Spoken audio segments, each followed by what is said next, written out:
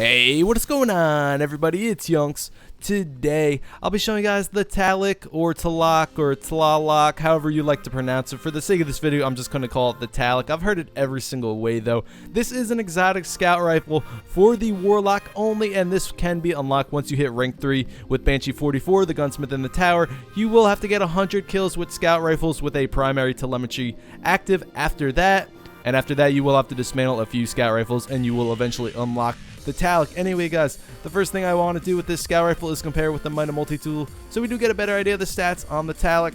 So let's take a look and compare. Now, the Mida has a higher rate of fire, lower impact, more range, more stability, a lot more reload, and more in the mag. Alright, so the Tlaloc, I would like to call it a in-between scout rifle. The Mida is also an in-between scout rifle, and this only has a little less rate of fire and a little more impact than the Mida. There are scout rifles out there with much higher rate of fire, much lower rate of fire, much higher impacts, and much lower impact.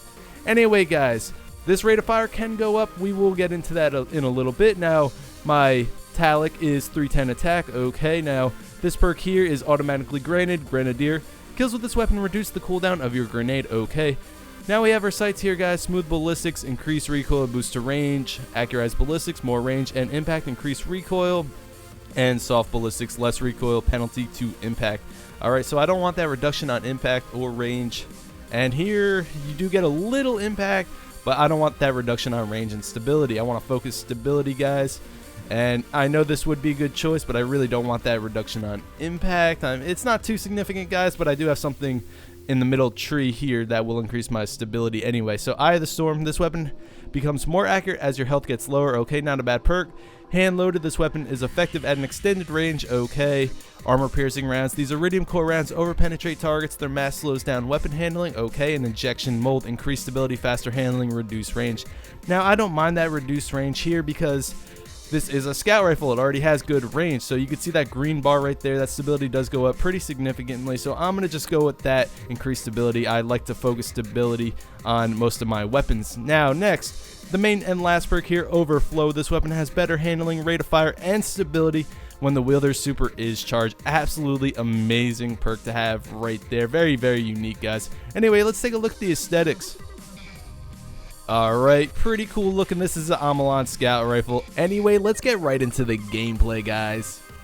So the very first thing I did with the Tlaloc was bring it to the Ultra Knight here in the Dreadnought to see how fast I could possibly put him down. Now, it took me 11.5 seconds, and guys, this is without the Overflow perk, without my supercharge, so this is as normal as it gets, and I used 26 shots, and each headshot was dealing 1,261 damage.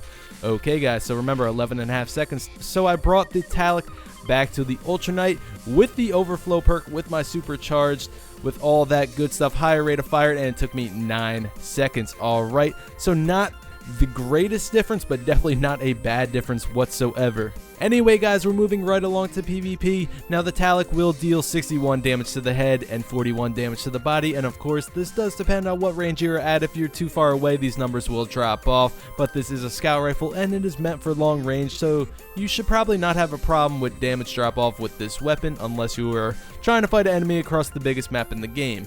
Anyway, guys, so the Tlaloc will take about 4 shots to put somebody down if all your shots are headshots, or it'll take about 5 shots to put somebody down if all your shots are body shots. Not too bad. Now, you guys are probably wondering, how much faster does the Overflow perk actually affect your rate of fire on the Tlaloc? Okay, so let's say without the Overflow perk active or without your super ready, it will take about 7 seconds to dump a full mag of the Tlaloc firing as fast as you can, and with the Overflow perk active or when your super is ready to go, it'll take about 5 seconds to dump a full mag of the Tlaloc, of course shooting as fast as you could pull the trigger.